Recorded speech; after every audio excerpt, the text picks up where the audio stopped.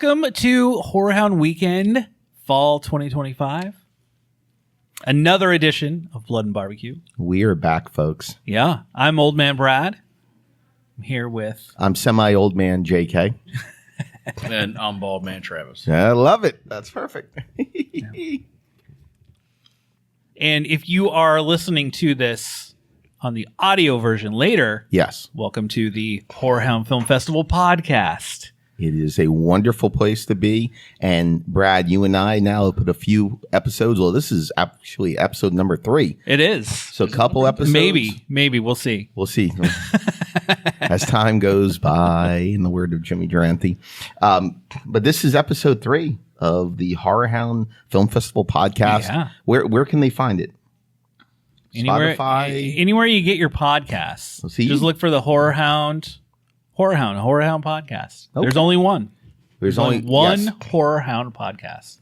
And all the fun stuff is on there, including us. I know. We are a lot of fun. Well, horror is such a fun genre. Could we film. be the most fun on the podcast? Or, I don't want to take anything away from the rest, but I like we're to the toot most my own charming. horn. Charming. There we go. That works for me. That works. Then we How have are you? Travis. I'm very good.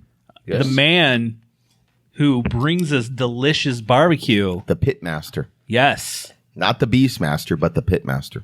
We don't call this blood and barbecue For nothing. for nothing. Yeah. Even though this plate is sitting out here on the set, it's all good. And you know what? We have wonderful producers on this episode of it who are telling us that we're number one. You're number one too. Yes. Thank you. Yeah. So much. Yeah. You're number Love one it. in my hearts. Yes, we are. I love when I have producers. Yes. It makes it easy. It makes it very easy. It is. Yeah. But this has been a great weekend so far. Of It the HorrorHound Film has. It Festival. has. We're going to do, last time you heard the blood and barbecue in March. Right. I almost said last year, but it wasn't last year. It was just in March. It seemed like it was last year. Yeah. It feels like it. We just kind of talked about us, our journey in horror, and HorrorHound Weekend.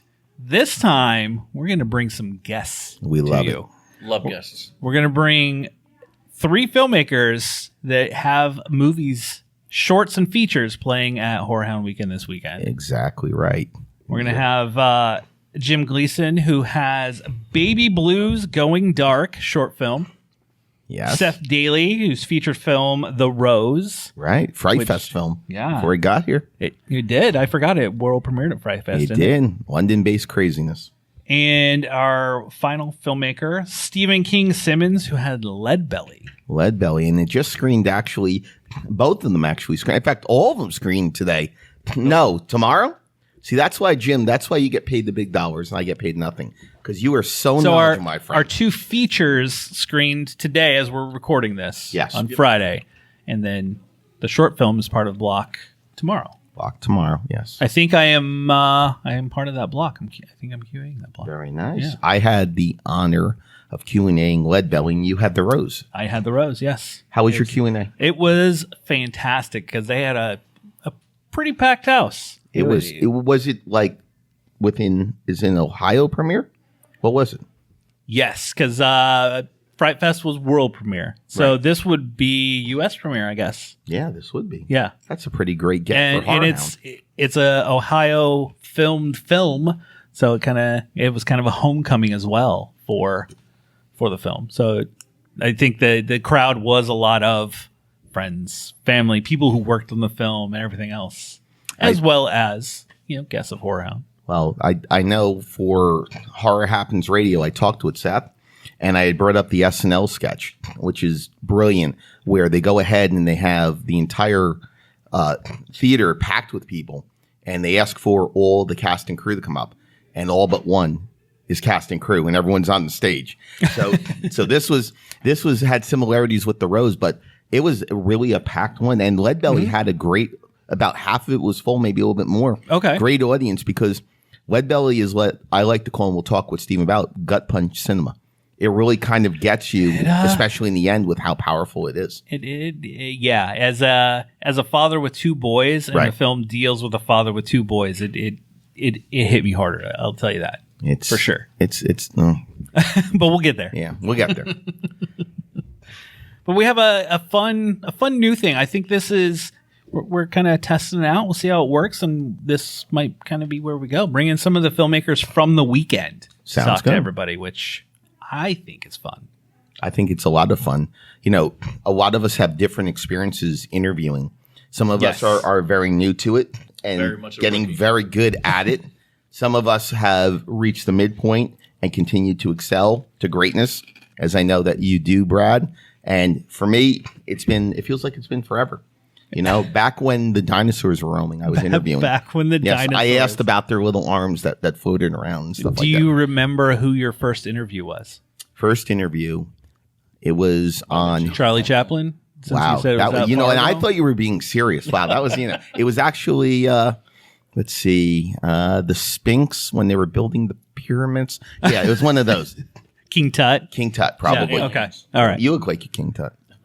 But do you remember who your first broke you into? You know, I don't remember my first one in 2012, but I will say, if it wasn't for the author Jack Ketchum, who passed away a handful of years ago, I wouldn't be doing this, because after interviewing Jack Ketchum, who's a tremendous author, one of the best horror authors of his generation, I ended up getting some of the best feedback from him that reinforced why I was doing it, because I just decided to jump into it off of doing retro swing radio.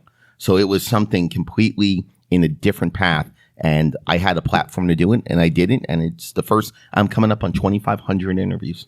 Wow, it's crazy! 2,500 interviews in like 13 years. I have a small percentage of that. I've got 2. You got 2? One of them was myself. I love you both. So it's a lot of hard work, though. And running a film festival is a lot of hard work. It is. You know, being behind the scenes, going ahead and writing the Q&As, all the amazing producers we have out there in the audience tonight. I mean, it's a lot of stuff. And coming here, and we were talking literally before we got on camera and on mic, how many hours was it, Jim, before you had a meal? I think it was mini. 9 hours. 9 so, hours. you know, and I'm because it's go. Yep. How many? 13. So we'll just start taking numbers from everyone. But it's a lot of work to be able to do this and be a part of it. So HorrorHound Weekend is worth it, because you have a great time. You meet so many different people, experience amazing barbecue and everything. I think I got good food right now. But and spend a lot of money, which I've spent too much already. Exactly right. I've spent. Shout out to the Dark Skies table. I spent money there. I spent money with them. So yes, always do. Yes, we do. And they have what's the re-release? The 10th anniversary. We Are Still Here. We Are Still Here. Ted Gagan's film. Yes, so. I love that movie so much. It is a slow burn that third act just punches you in the face. And Marcus Cook's amazing effects. What he's able to create visually with those who are in that house is unbelievable. And he comes from really amazing underground roots. If you've never seen Bloodshock, which is on the Unearthed label, it's part of the American Guinea Pig series, not the Japanese Guinea Pig series. And that is something that you won't believe what can be done with practical effects. So what Ted's able to do with that story, that film, Marcus, Travis Stevens, just amazing. Larry Pheasant's in it. I mean, it's just Barbara incredible. Crampton's in it. Barbara Crampton. Yes. Yeah, I love the movie. I think it's a fantastic movie. So the anniversary, I think it was 10th anniversary edition, 10th, I believe. Yep. Yeah, I had to pick it up. Yeah, just because I love it. I couldn't agree more with it. But so should we bring in our first guest to chat on our Blood and Barbecue / HorrorHound Film Festival podcast? Come here, wherever Jim. you're hearing this, whether it's the video, whether you're watching our beautiful faces on video, or hearing us, later on. We sound good. We do. Great sound. And by the way, hats off to our friend Brad here, who sets this up. And each time it gets better and better and better. He's got to have so you were just amazing, my friend. Your food's amazing, and I'm just here. Hi, Jim. Good. Yeah. Hi, Jim. Hey, Jim. Jim, the volume, just as I say, just push the nose. Hi, it's good to see you. Hi, good to see you. Good to see you, too. It's wonderful to be here. So, how are you enjoying HorrorHound? This is a fun group. It is, right? Yeah.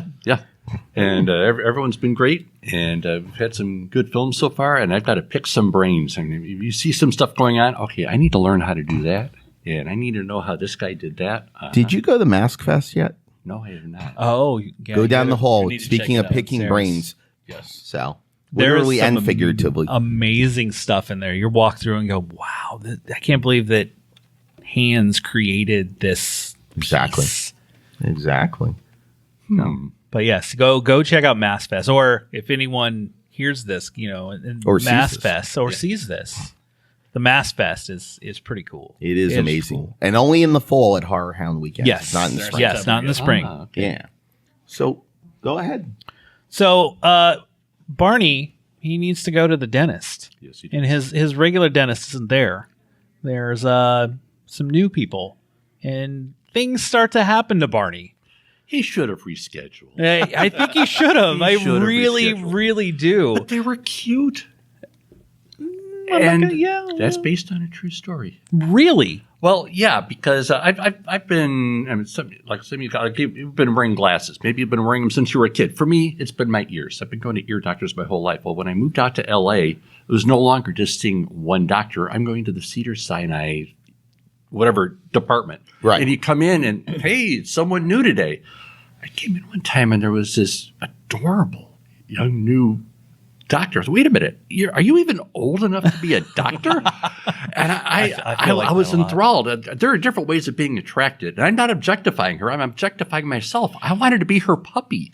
And I went back to the office saying, I can't wait till I get my next infection so I can go back and see her again. And I would let her do whatever she wanted to me. Okay. Would I really? And that's where the Exactly. idea came from for this. Wow. Would I really? For Baby Blues Going Dark. Yes. Is the name of the short film. Yes, it's a film about really bad dentistry. You can say that with dark moments, yet some humor. There's some good humor in it. Banter between our assistant and our dentist. I'm going to throw up air quotes for the video people. Dentist. Yeah, well, I was kind of inspired by the old Carol Burnett show, if anyone remembers. Harvey Korman and Tim Conway, how they're always cracking each other up, and they did a dentist sketch. For those younger kids listening, it was a show that was on TV. long time And we ago. had to watch it when it was on TV. We couldn't just stream it. You couldn't. Yep. Yeah. Yeah. So- I know. They don't know. So that. this was Family Entertainment. So what if this sketch had been directed by Rob Zombie, and that's the direction I'm going? So it's Okay. goofy, but there's darkness running through it. Well, let me ask you this, because one of the hardest things for filmmakers is balancing horror and humor. Yes. Can you talk a little bit about that? Was that a challenge for you? How did you do it? With It's the a writing? challenge for me not to. Every time I try and write comedy, it goes dark. Okay. Every Okay. time I try and write horror, it goes goofy. I think that's my lane. But I was trying to go as close to the knife edge as I could, because if you don't think it's funny and you're feeling too sorry for the patient, this is a long movie and it's torture porn. And that's one avenue of horror I do not enjoy. I do not enjoy torture porn. So if I lose you, if you start feeling too sorry for Barney, this is a long movie.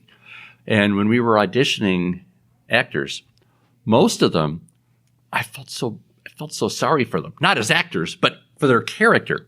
And then when Tyler came in, we were just laughing at him, but he wasn't playing it funny. He's just funny. And I was kind of describing him to people. Imagine if Hugh Grant had an American nephew. That's kind of who we landed. Okay. All right. So casting played a major part. I mean, like, how hard Yep. was it to actually like find a good cast? Because that is a kind of a hard. Yep. And I was looking for a Morticia Adams kind for the She's senior. hot, by the way. for the senior dentist. And when Shanti came in, she was kind of Morticia, but with sass. And I realized if she didn't have the sass, It wouldn't work. that monotone would have Yeah. worn itself out. And then Aaliyah, who played the younger one, originally they were both going to be younger. Right. But when Shanti and Aaliyah came in, just the mentor-mentee thing, oh, this is working so well. But I'd known Aaliyah for a few years. When I first met her, we were in this Zoom group. I bring in pages and someone will read them. Well, someone kept on casting her as this femme fatale, and she was icy. And then when this was during COVID, And finally, we had a picnic, and we met. And I was almost afraid to approach her because, she's so vicious in these roles. She's such a sweetheart, girl next door. Yep. And this role, I didn't write it for her, but she fits this role so well because she's sweet as can be, but she's fairly nasty. Wow. Did your 3 actors did they kind of like did they know each other beforehand? They did not know each other before. And did you kind of bring them together beforehand to try to see how that chemistry and how they play off each other? Yeah, we really only had one rehearsal. Okay. And I was nervous going into it, but they just nailed it right off. I was going to try and do a 4 or 5 hour rehearsal, and after 2 read-throughs, I thought, I'm not messing with this. And one of the things that I was most worried about was the blocking. I did not plan this one meticulously because I was playing on the humor. And I thought, if I'm not careful, this is going to be like a sitcom where, okay, we're going to have the patient in the middle, and we have one here, the other one here, and there's nothing happening. But we built that set. That dentist office is a set. We built it, and we had a counter on each side and a credenza down here. We have 3 surfaces. And during that rehearsal, I set up 3 tables, said, okay, this is the shape of where you're going to be playing. Use all this space. We're going to try and keep on moving you around. Let's see what happens when we get on set. We're going to just run it. And they just started filling the space themselves. I didn't have to do a thing. You know how they say that 80% of directing is casting? Right. I was done. Wow.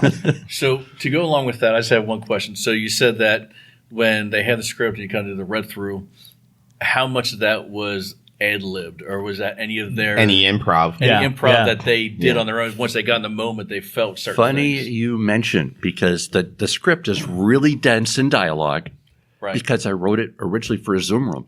Oh. And I didn't have the violence in it. It just did the banter until they knocked the tooth out, and then it skipped to the parking lot. And the producer said, let's do that one. I said, yeah, but that's a horror film without horror. That's like doing porn, forgetting to put sex in it. But how am I going to do this? But then when I wrote the longer one that had all that in there, it still had the banter, but when you're stopping to explain stuff, it's kind of thin. Yeah. I thought I'd have to move it around in post. Mm-hmm. They just started making shit up. Sometimes that's the best. I mean, and you can't tell where my stuff stopped and their stuff began, and I didn't have to move a line. They were that good. Wow. You know, listening to you talk about this being a pandemic piece, obviously we didn't touch during the pandemic. We had 6 feet. This sounds like a very intimate piece in a lot of different ways. When you shot it last year. But it came out of that, and you were talking about the Zoom. The reason why I bring it up is, you know, there's a lot of films that were written at the time where we became programmed that we weren't supposed to touch. When you go ahead and you see this on set, you see the production going on, what's that feeling to know that something that at one point was taboo now has become allowed, and you're seeing the actual physical comedy, you're seeing talked about the blocking. What was that feeling like? I was just so relieved with all the movement. But when you're talking about thinking like we're never going to be able to be in proximity again, I love going to baseball games and trying to hit all the ballparks. Exactly. And you couldn't go to ballparks for right, you years. Yeah. So I was getting over the fact that, yes, we're able to be near each other again. The first project that I worked on coming out of the pandemic is Fishmonger. I don't know if that one played here or not. That's another short. I don't know, to be honest with you. It's a fantastic short by Neil Farron. Completely crazy. But they had the COVID protocol. By the time I was doing mine 2 years later, we didn't have to worry about the COVID protocol. But about the physicality, at one point, Shanti swats Aaliyah's butt. Right. I didn't write that. They just did it, and then she said, "Oh, maybe I shouldn't have done that." And Aaliyah goes, "Oh, it's fine. Do it again." That's cool. Yeah. Now, when we kind of take a turn and things get a little bloody, you know, you said originally it was like, knock a tooth out. It's in a Zoom call, and we do a little cut. Now we're going a little further. Yeah. All practical work? All practical. Okay. And I had some of the props. I was thinking of bringing them here, but no spoilers in case someone sees these before the movie. But I had Little Shop of Gore. Effects do That's them. a nice play. And there's Ryan and Selena Ward. And Ryan had just come off of Terrifier 3.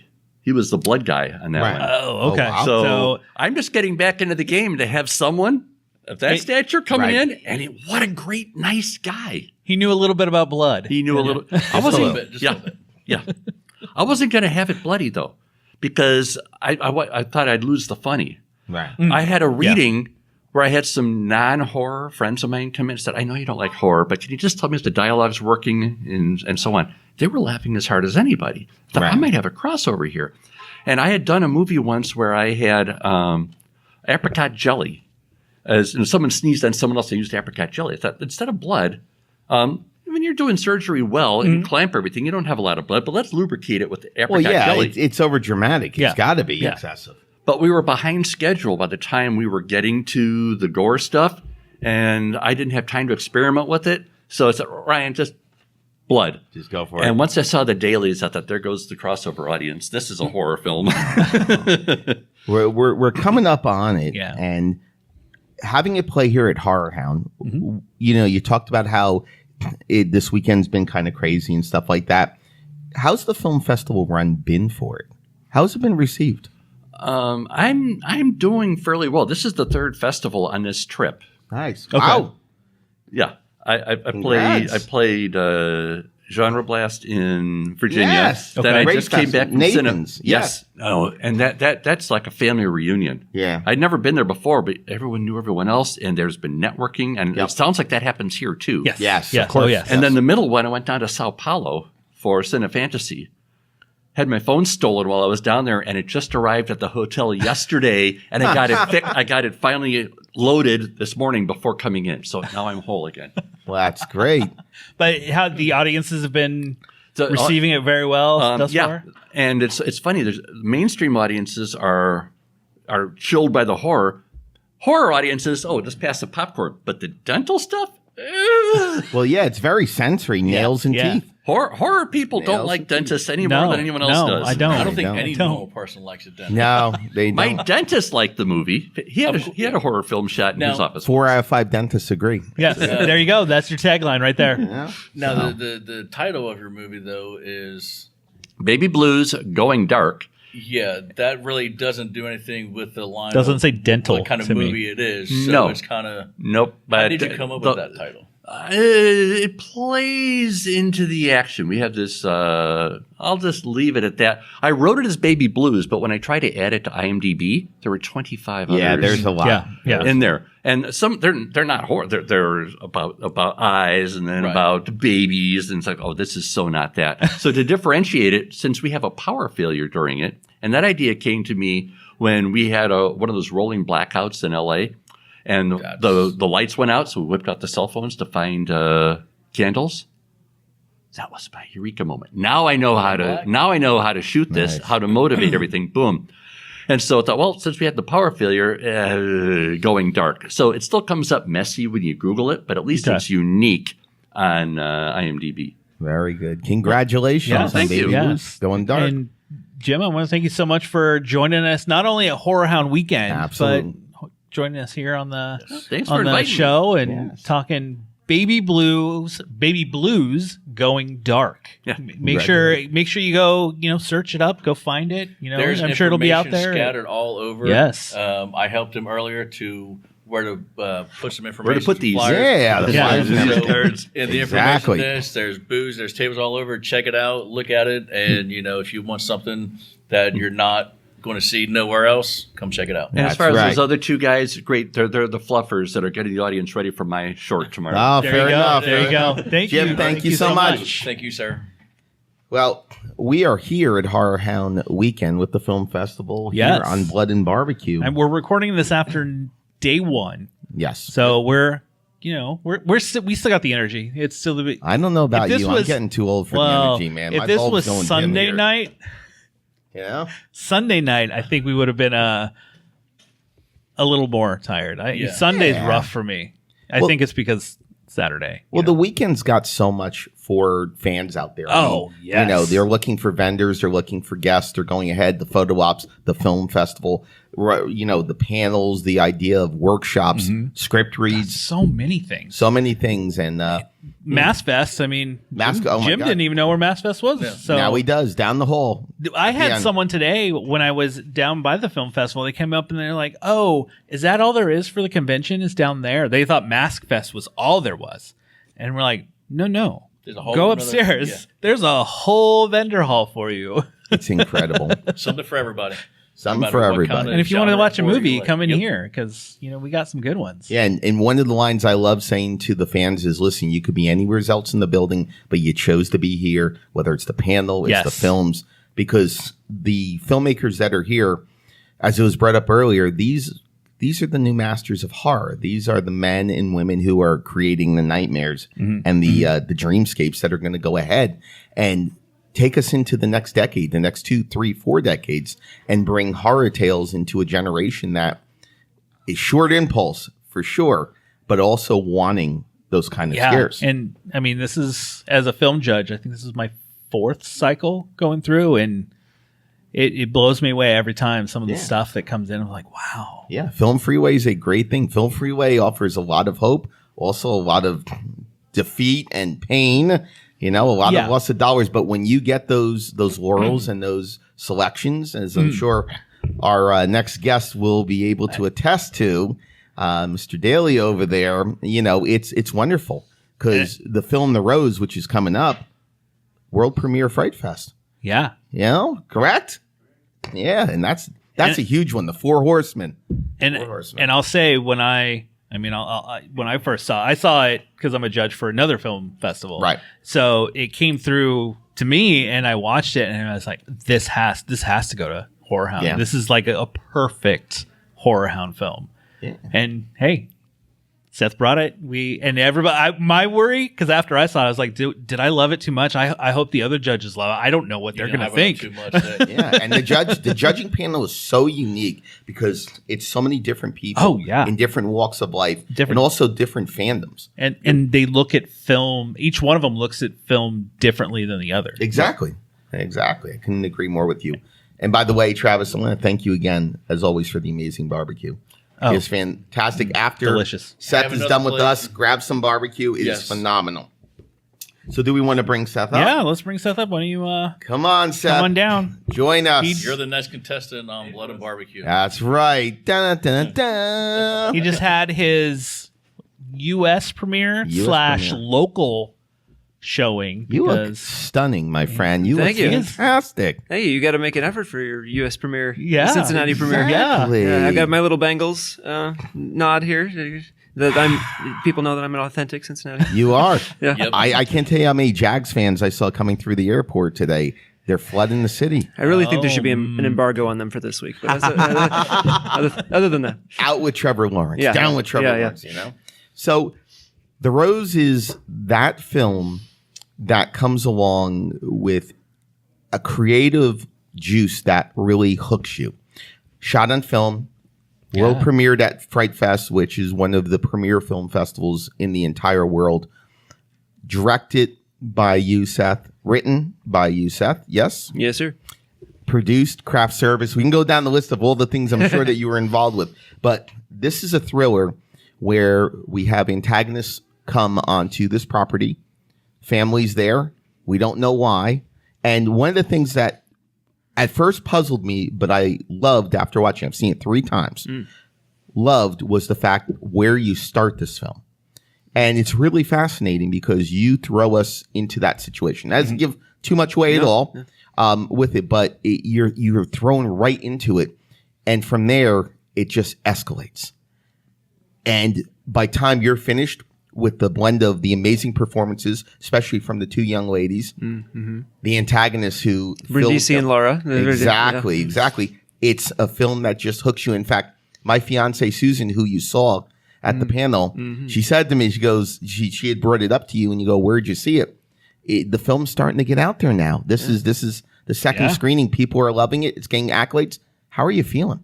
I'm feeling great. This was such a responsive, great audience, and part of that's because it's a hometown crowd, but part of it is just that people got the film and they appreciated it. And so obviously our screening at Fright Fest was terrific, and that fantastic venue and experience and all that. Yeah. But this was a really intimate, lovely screening. So I'm very, very stoked right now.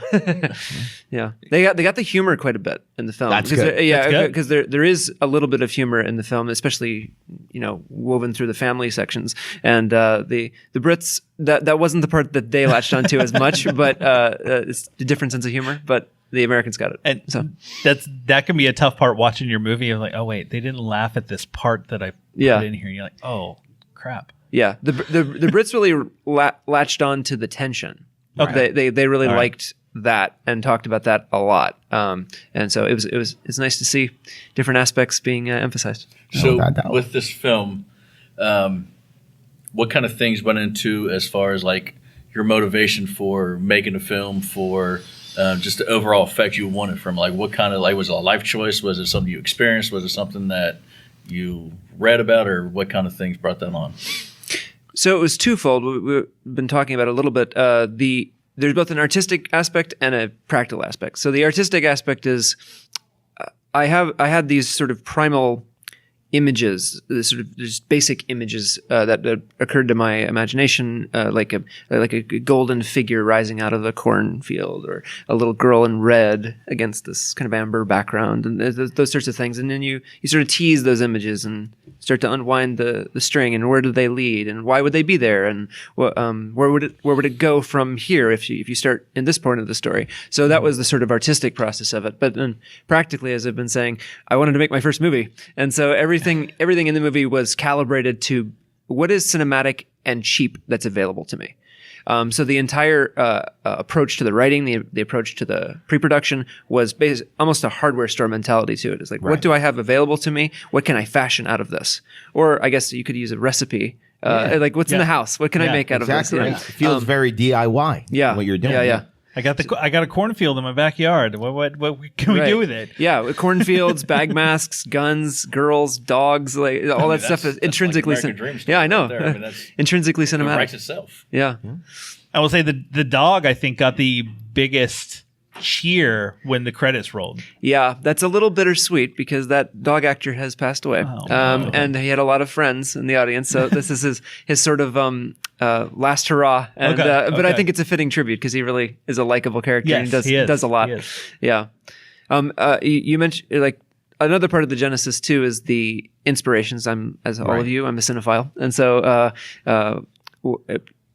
basically the movie has very little dialogue. And so I was honing off of films that are sort of sound-driven suspense. Right. And so No Country for Old Men is a top 10 film for me of any type. Don't Breathe, A Quiet Place, that sort of mentality. Sergio Leone's Once Upon a Time in the West with its use of sound and mundane sound. So your score pretty much ran the movie as far as the direction you wanted to run. Score and sound design and action, and the pure cinematic approach, like the Hitchcockian pure cinema approach, where you see your protagonist, you see what she sees, and you see her react to what she sees. And that was the sort of engine for conveying not the narrative, but it was also an engine for getting in her head and getting in her emotional journey. So, talk about the color of the film, because I know during the panel we talked about with locations and the cornfield. Yeah. And I know speaking with you in a different interview, we talked about distinguishing the characters in the cornfield. Mm-hmm. How important is the look of that field and the color of that field? Extremely. And when I was discussing the film with my DP, Corey Weintraub, who killed it on the film. I'm very keen on there actually being color in films. I want there to be color in films. I want there to be light in films, and especially if you're shooting on film, it loves that. Yeah, it loves that. So it does not like a kind of loggish look or where everything is very, very monotone. So that was right from the get go. We wanted to do something a little out of step with what the current trends are, but what people used to do, and obviously we were referencing a lot of westerns and things, and so and sunlit horror, Texas Chainsaw Massacre, and the Texas Chainsaw Massacre sequence in Once Upon a Time in Hollywood, which is great, so that all informed the look, and I didn't want anything, I didn't want any look that could really be emulated digitally, if possible. Right. Like we even left all of the imperfections in it. So anytime there was a kind of extra scratch, there's this really great moment where it's in one of the foot chases where it's like this weird, chaotic like splotch that comes across it's almost like the film has been burned or like blistered, and you normally in your digital pass you're like, take that out, but we left it in, and I love that it has that texture to it. And when you're talking about color and the light and everything else, shooting it, did you shoot it during the fall season? Yeah, we shot late October, early November. And that was important logistically because we're all harvest time corn. Yeah. And so you're basically coordinating with and racing the farmers to shoot before they harvest. So there's actually one scene where you can't see it in the movie, but there's a scene where the corn is actually being harvested while we're shooting the scene. Wow. So there's combine harvesters going in the background, and then we're shooting the foreground. So don't go too far out. Yeah. So I might seem a little out of place, but you seem like a younger fellow. So where did you get like your inspiration to write things and like just direct and to follow that path? So good question. I have always been a writer. So I was a writer from a very young age. Okay. Just writing stories and writing, you play battles with your toys and you write stories about that. But I also became interested in acting as a teenager. And so and my mom used to be an actress, and I was like, could you get me an agent? I'd like to try acting. That was mostly very, very fun, but not terribly deep at that point because I didn't have a breadth of knowledge. Nobody has a breadth of knowledge, but I didn't have a breadth of knowledge then. Yeah. And so it was more about, what projects can I act in? But as I moved to LA, kind of plunged into that world, and then I started watching films that I wouldn't have normally watched before. And those kind of gave me the bug for, this isn't just a means for acting, this is a medium unto itself. And in particular, 3 films, There Will Be Blood, yes, No Country for Old Men, and Citizen Kane in the same year. And watching them in the same year, and if that doesn't give you a cinephile bug, nothing will. Wow. Wow. That's a strong 3 to go with. Yeah, because you can really see the craft on display. Yeah. One of the things that I love is your quartet of antagonists. And I know for those who don't know, and I think I can say it correct, you are one of those antagonists. Sure, yeah. Yes, you're one of those antagonists. Yeah. But you talk about those battles with your toys. You bring up one of the arguably modern day antagonists with Anton Chigurh.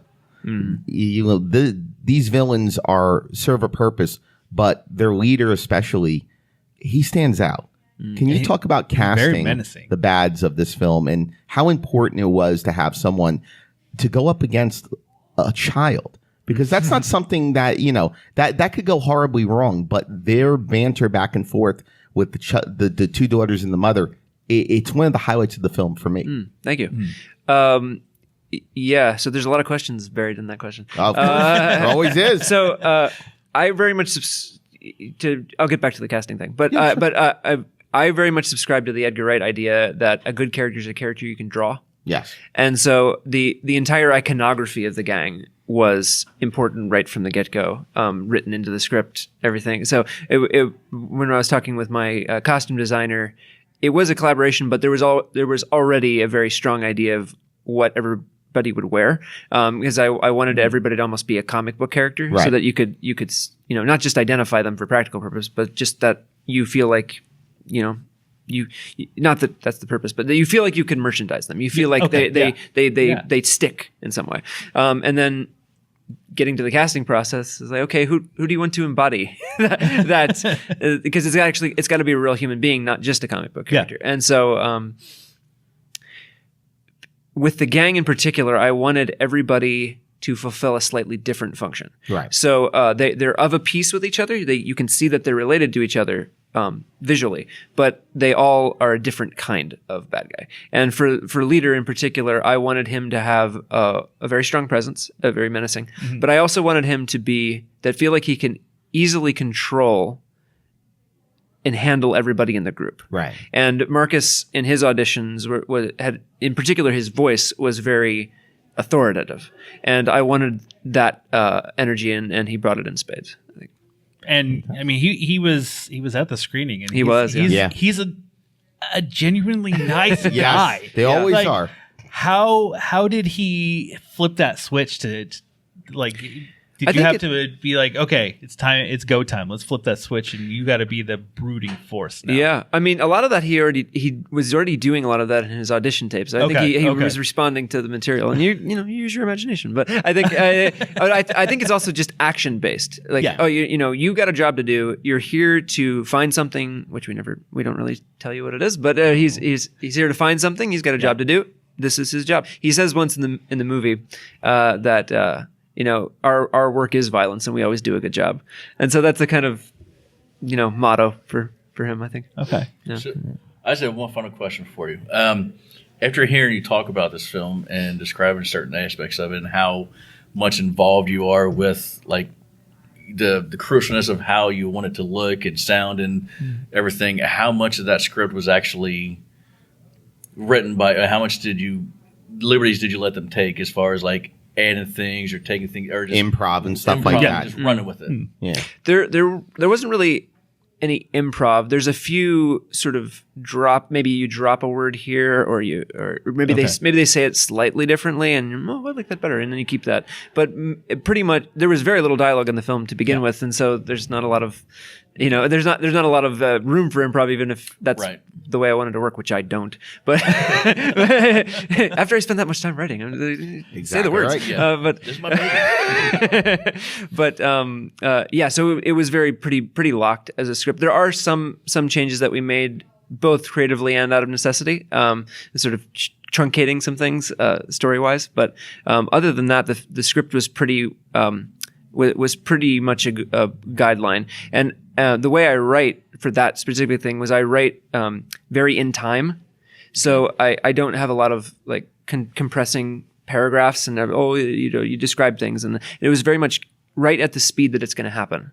Okay. And so so you're very much she wakes up, she looks around, the thing flutters, the stock flutters, she gets on it, she gets up, that it was that sort of tempo. Okay. Yeah. Fantastic. No.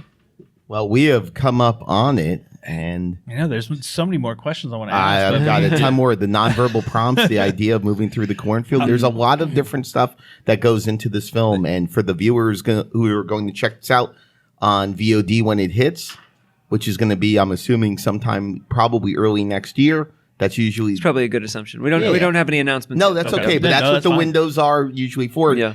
It's rich with so much for it. It's got something for everybody. I want to hear like the mother leader scene. There's just so much in it. Like for a first feature, you knocked this one out. Thank you, man. So I appreciate it. Yeah. Well done. And just a little plug, if anybody likes the soundtrack, it's hard to get, but there's a limited 100 unit edition that's going to be on vinyl.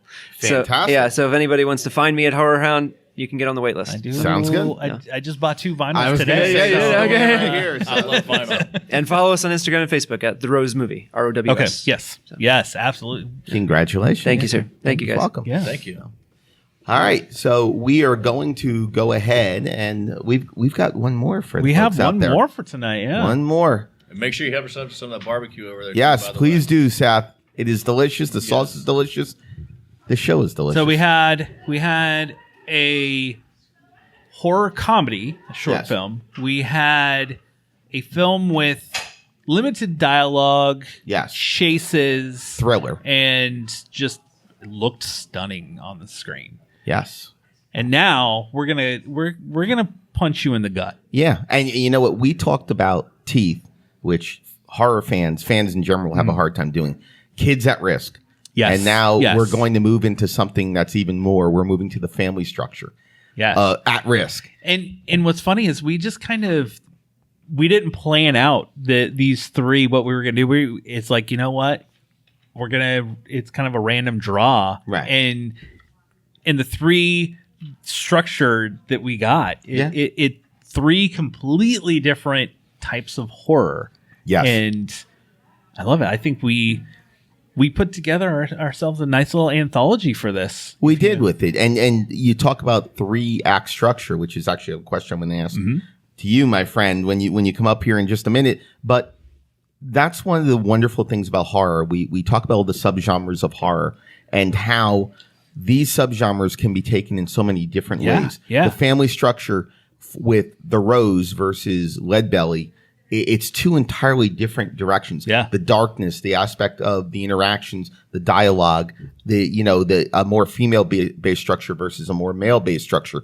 That's the beauty of horror, because you can bring reality into it and just twist the out of it. Yeah, absolutely. I mean, horror can mean and affects people in so many different ways. Exactly. Someone can get, horror off of teeth, or horror off of barbecue. Barbecue. Exactly. Listen, speaking of Texas Chainsaw Massacre, So we got a Texas brisket. yes, Texas we brisket do. massacre. Yes, it is. So, should we bring our next guest to talk the a final little one. coming of age horror film? Come here, Stephen. We have Stephen King Simmons to talk are to us you? about Leadbelly. That's a great name, by the way. Good to see you guys Leadbelly again. is. Well, especially you. It's great to see you. Yes.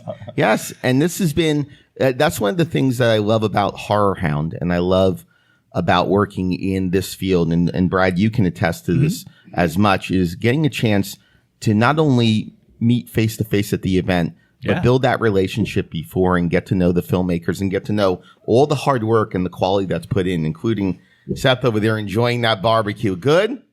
There you go. There you go. So it's great. And Leadbelly is one of those films, gut punch cinema. I brought it up during the glow in the dark Q&A we had earlier. Oh, yeah. Yes, it was interesting. But it's a father and two sons who are getting away. And we don't know why they're getting away, but we think it's for the best possible reasons. And unfortunately, we go down that rabbit hole. So I think that's a good that's a good synopsis of it. Yeah. Am I anything I'm missing? Well, no. When I was here 3 years ago with Parker Sessions. Exactly. Happy return.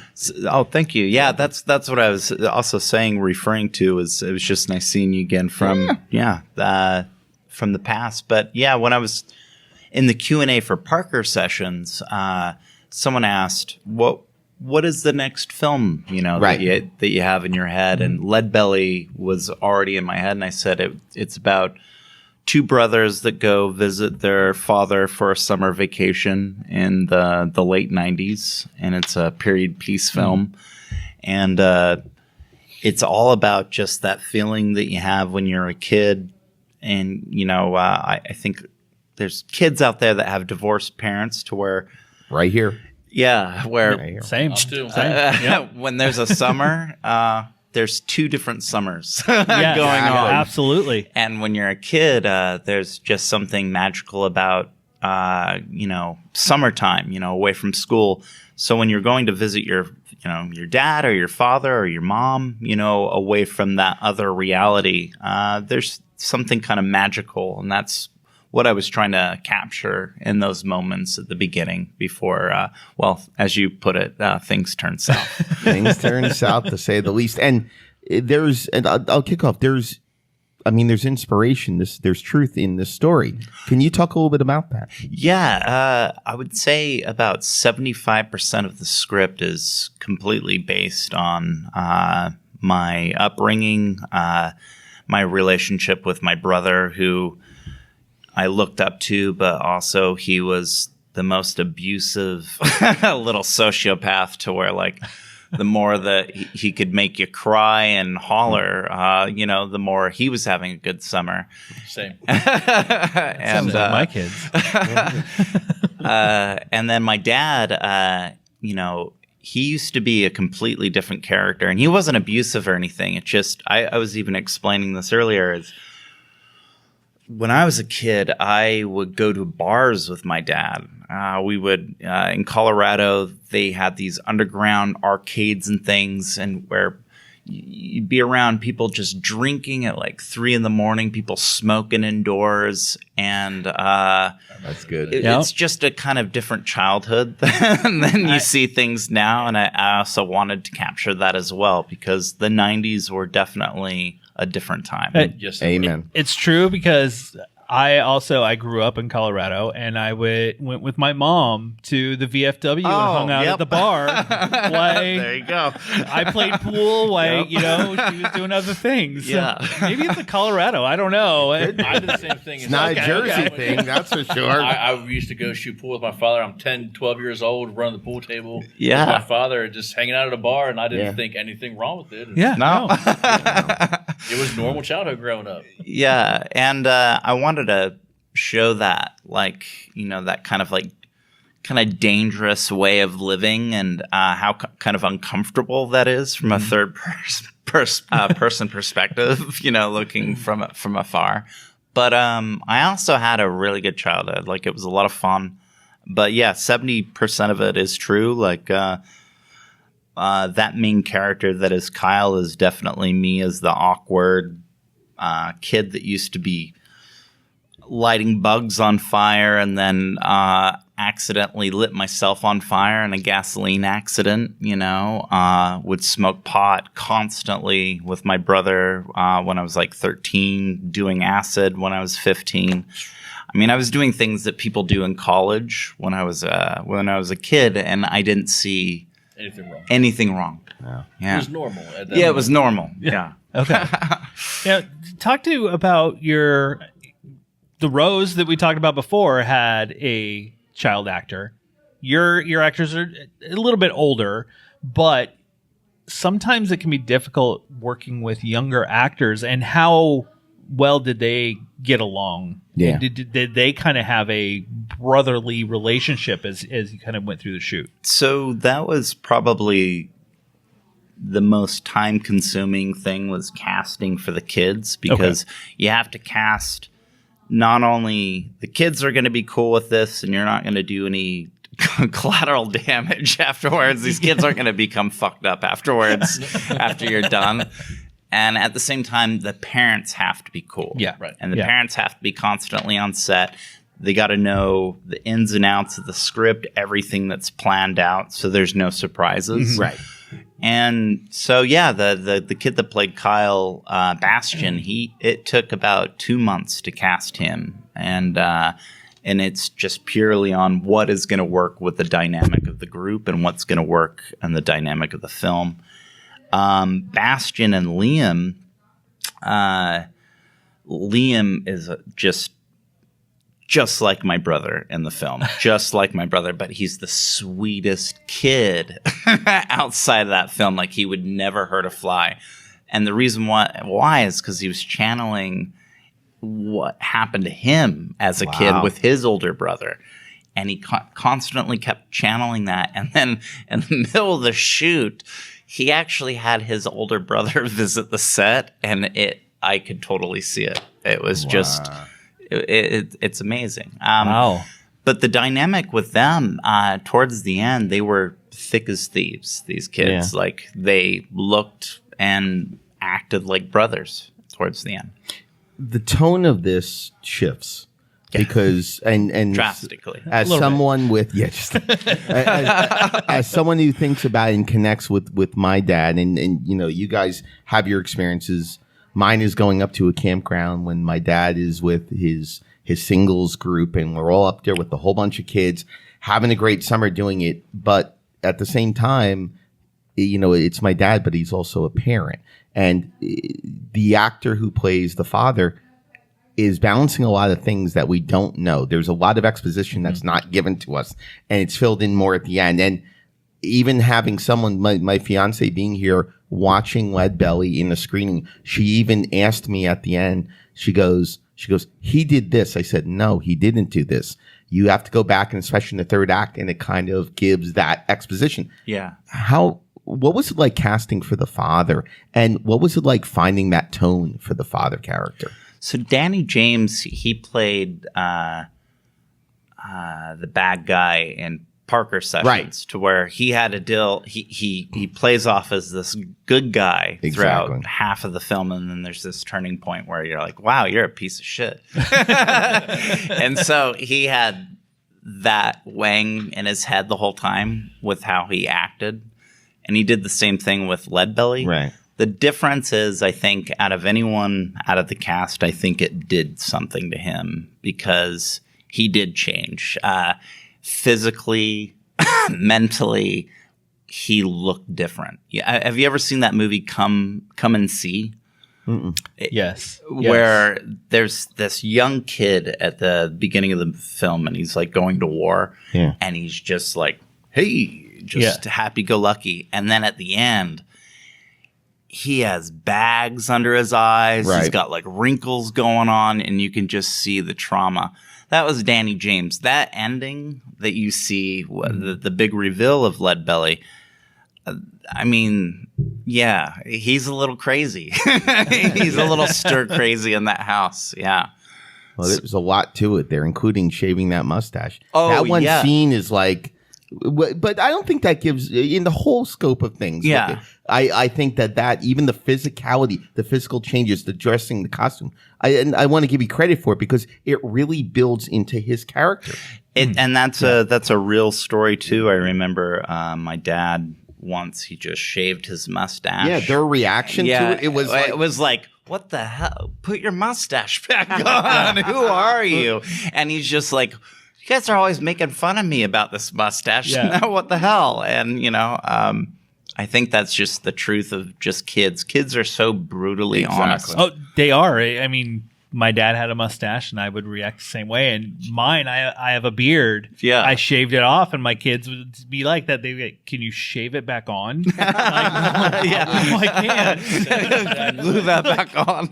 Yeah, I mean, look at Jason Momoa when he shaved. yeah. It was like, you put the beard back on, man. No, that doesn't work. I did that a couple of years ago for work. Got to shave everything off, and she's over there. My kids are over there. saying- exactly. Yeah. I didn't She's even over there recognize shaking her head. myself because, like, I'm looking in the mirror, like, is that me? It kind of took me back. So, like, I mean, certain transformations on some things, like, it does help tell a story. Yeah. But at the same time, those are Sets that more impact. crucial because if you don't have that revelation of a thing, like, it doesn't show a character evolving or devolving into where Those they're elements. going to. So it's almost, I think those little details are kind of more important than a lot of things. And it just because, again, it shows you the direction of how somebody mentally is during that process for what it does to them personally. Honestly, the devil is in the details from the start and finish. There's not one detail that I just put in there for the fun of it, like the whole buildup of everything. And that alone can make, I think, an audience bored at times because they're watching a play, they're watching things, people might not get it. Especially in the day and age where everything's at your fingertips so quick. Exactly. They can't Exactly. go for the buildup to wait for the payoff. Exactly. And I've noticed people, stirring in their seats in certain screenings, but the people that do stick until the final act, everything comes back full circle, and I think there's a huge payoff and a reward. And there's a lot of people out there, too, that want to be led down that path, kind of like, they don't want to leave it up to my own imagination for me to interpret. I brought that up today at the locations panel. Spoon feeding versus Some people need that, here, take your hand and walk it down. They don't have that ability to be able to read. And I don't like those movies. To me, that's kind of like brain rot, kind of material. Well, the films that you have brought here to HorrorHound, it really kind of puts the viewer in their own head because both films, those relationship dynamics, whether it's man, woman, couple, or family, because it's the husband and wife, the father and mother are having issues in Leadbelly, and it develops more. You get the exposition, but you seem to really like to write those kind of stories where there's that tension, there's that conflict between them. Oh, I love that. I love awkwardness. I love I just love tension just in stories. I think that's those are my favorite stories to tell. It comes from a real place.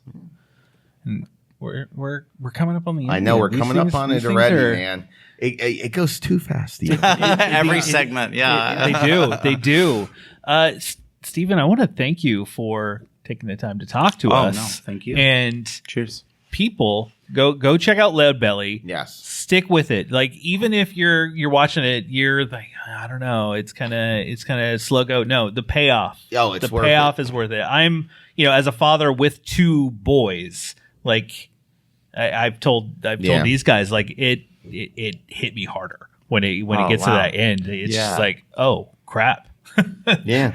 Because you put yourself in those shoes. I like to put it as it's a really dark comedy horror, but it's a mystery. Yeah. You're watching a mystery unfold.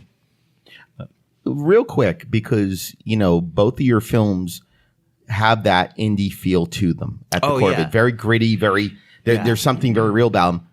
What you're going to do next, is there an elevation to a more polished project? And I say polished because I know what you mean. You need that for both those films. That's the essence of what it is, especially with Lead Belly, that grittiness that's a part of it, that 90s retro feel. What's next for it? Yeah, so I took great inspiration from Lars von Trier, his old Dogma way of filmmaking with those 2 projects. I do want to do a final project to and include Danny James also as a different character. But at the same time, I want to make one more horror film, and I kind of want to go that more polished route. Yeah, you said that. And then I want to really make a rom-com after that, or actually I want to do like a Halloween movie, but with like a Homeward Bound with animals, but with kind of like a Halloween spin just for kids.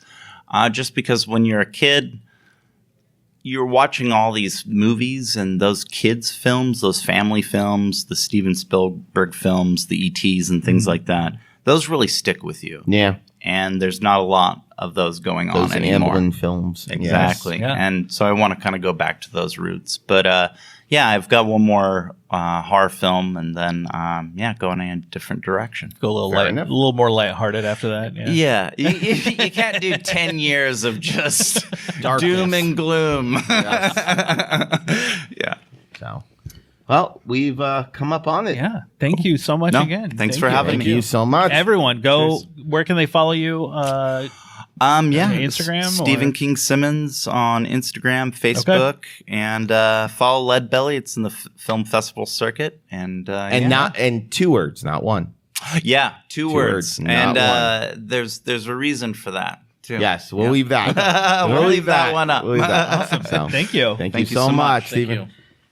Have some of that barbecue on the way. I was going to say, please. I'm vegetarian, but thank you. There's homemade kettle chips over there if you can have. There you go. See, it's good like that. So, no problem. Well, this has been great. Like, I love this format. Oh, I love it too. Like, I love talking to you two guys. Like last time, where we just kind of getting our stories and stuff, but bringing in like the other stories with it. Absolutely. We're evolving. Exactly. Start off small. Then this was Act 2.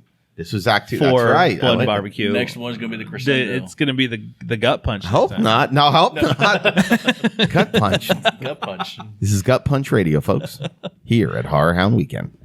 Anything you want to say as we're kind of wrapping things up?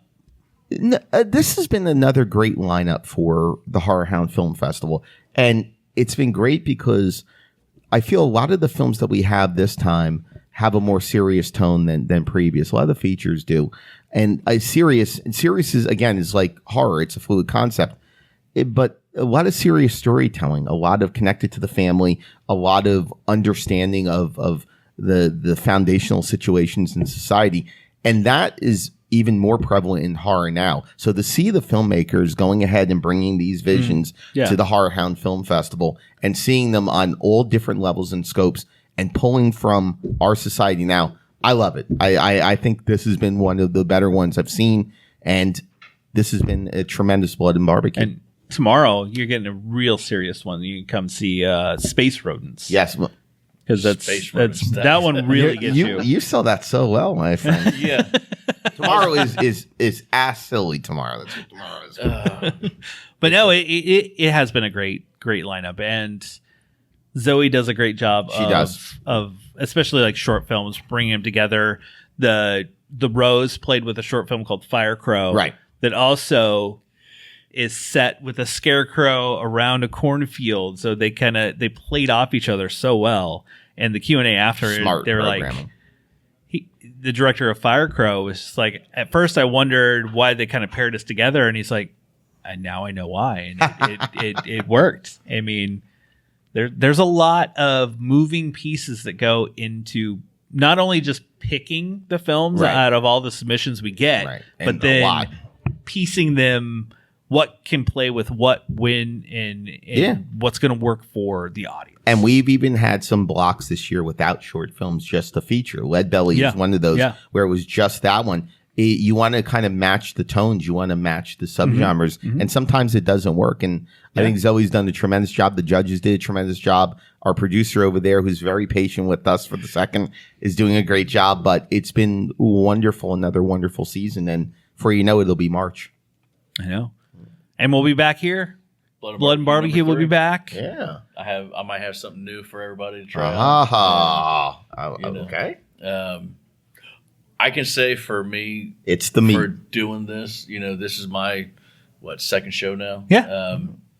I'm getting a little did more great. Yeah, Yeah. I'm getting a little more comfortable in my seat. However, I'm just learning a lot from you guys, just sitting here watching and just Thank you. understanding more and more about what brought me here originally.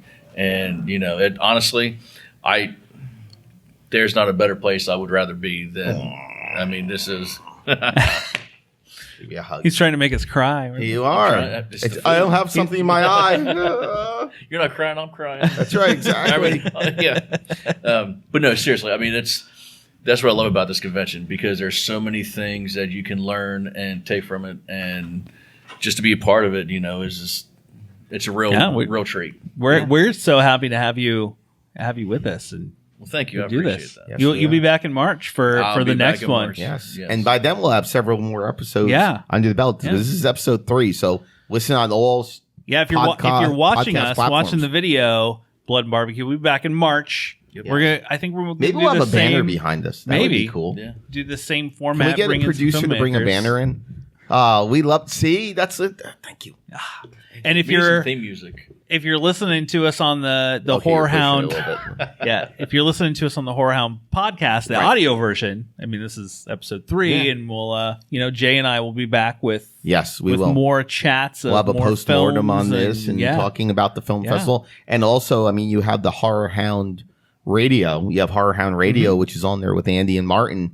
And that's another great show. So, maybe there'll be a pair up down the line. And Ooh, that'll be fun. it'll be super great. The train wreck of Make of sure horror. you subscribe the video if you're watching it. Subscribe if you're listening to this. Subscribe to the HorrorHound and hashtag HorrorHound Film Festival podcast. podcast. Yeah. Yeah. So until next time, gentlemen. Thank you, Brad. Thank you, Travis. Thank you. Yeah. Thank you, Jay. We'll talk to you later. All right. Thank Bye, you, everybody. guys. HorrorHoundWeekend.com.